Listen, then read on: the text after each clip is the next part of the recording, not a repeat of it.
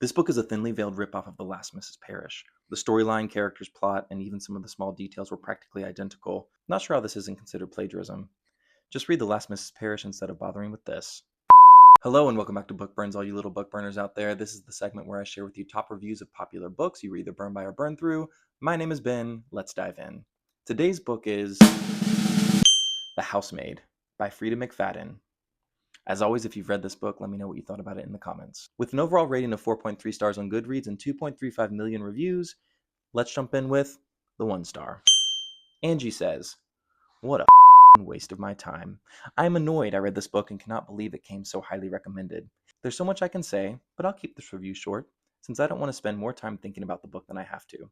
I hardly ever read thrillers, yet I was able to predict everything. The writing was juvenile, Millie was unbearable, and the ending has me laughing because of the sheer stupidity of it all. You're telling me Millie has been a dud for the entire book, but somehow she comes out on top at the end? I don't believe it, but whatever." 2 stars.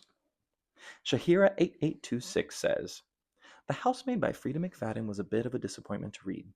First of all, the tagline, 'From behind closed doors she sees everything,' must have been chosen by someone who never read the book, because it couldn't be further from the truth. Millie goes through the novel blissfully unaware of everything that happens around her, be it behind closed doors or not. Even the most telegraphed plot twists somehow catch her by surprise, despite all the warning signs and the not-so-cryptic warnings she receives from other characters. Also, quickly, how can Millie possibly describe her new tiny attic room in the Winchester house as a inhuman place like a torture chamber when she's been living in the back of her car right before moving to said attic room and spent 10 years in jail right before that?" 3 stars. Dan says, "This book is not as clever as it thinks it is. You probably won't want to put it down, but you will be asking yourself, what the hell you just read?" 4 stars. Eamon says, "Always stay hydrated, folks." 5 stars. "I love this way more than I want to admit. It was as twisted as the flowers in the attic and as delicious as the most decadent chocolate cake. I thought I was going to hate it as the story unfolded, but the second twist immediately undid my reservations.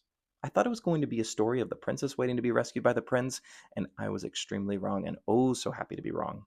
And I realized that I love this book because I harbor a modicum of internalized, impotent, simmering rage for all the women who've been in Nina and Millie's positions, myself included, though certainly to a much, much lesser degree. I have a feeling a lot of us women identify with these characters more than we want to think about. I've read several books by Frida McFadden, and this one is my favorite." And there you have it. Those are some of the top reviews of the book The Housemaid. Let me know what you thought about the book in the comments and tell me which one I should cover next.